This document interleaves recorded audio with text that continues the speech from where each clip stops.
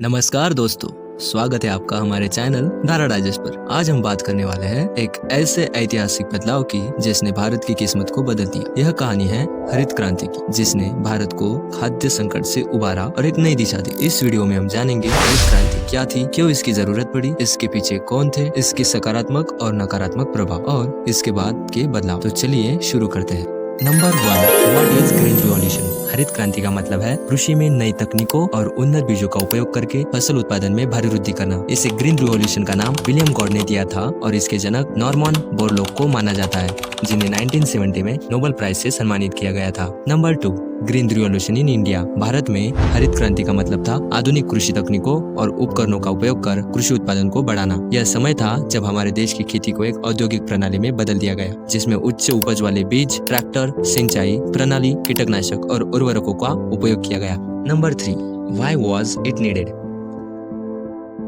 1943 में बंगाल अकाल के कारण करीब 4 मिलियन लोग भूख से मर गए थे। 1947 में स्वतंत्रता के बाद भी खेती में सुधार की जरूरत थी, क्योंकि जनसंख्या वृद्धि के साथ खाद्य उत्पादन नहीं बढ़ रहा था। इसी कारण से हरित क्रांति की आवश्यकता महसूस हुई। Number 4, who was behind it? Bharat में हरित क्रांति की शुरुआत 1965 में MS स्वामीनाथन के निर्देशन में हुई, जिन्हें भारत में हरित क्रांति का जनक कहा जाता है। इस क्रांति का मुख्य उद्देश्य था फसल उत्पादन को बढ़ाना, विशेषकर पंजाब, हरियाणा और उत्तर प्रदेश में। Number 5, main achievements.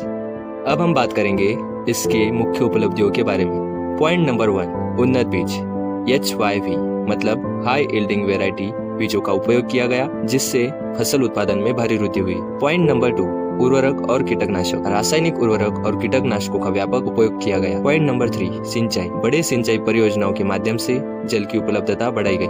Point number 4, मशीनों का उपयोग। ट्रैक्टर, थ्रेशर और अन्य कृषि मशीनों का उपयोग बढ़ा।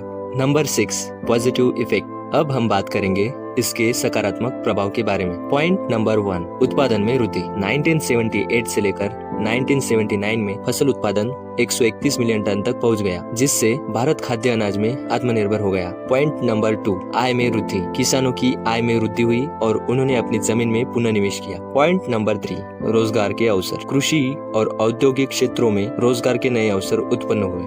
Number 7, negative effect. अब हम बात करेंगे इसके नकारात्मक प्रभाव के बारे में। पॉइंट नंबर 1, आर्थिक असमानता। हरित क्रांति का लाभ मुख्य रूप से बड़े किसानों को मिला, छोटे किसान इससे वंचित रह गए। पॉइंट नंबर 2, पर्यावरणीय प्रभाव। रासायनिक उर्वरकों और कीटनाशकों के अधिक उपयोग से मिट्टी और जल प्रदूषण बढ़ा। पॉइंट नंबर 3, जल स्तर में गिरावट। अत्यधिक सिंचाई से भूजल स्तर में गिरावट आई। कंक्लूजन, हरित क्रांति ने भारतीय कृषि को एक नई दिशा दी और देश को खाद्य अनाज में आत्मनिर्भर बनाया। हालांकि इसके कुछ नकारात्मक प्रभाव भी रहे, जिन्हें हमें ध्यान में रखते हुए आगे बढ़ना होगा। हमें उम्मीद है कि दूसरी हरित क्रांति इन चुनौतियों का समाधान करेगी और हमारी कृषि को और मजबूत बनाएगी। दोस्तों, यह थी हरित क्रांति की कहानी। अगर आपको यह वीडियो पसंद आया हो तो लाइक और सब्सक्राइब करना ना भूलें। हमें कमेंट करके बताएं कि आप और किन विषयों पर वीडियो देखना चाहते हैं। धन्यवाद।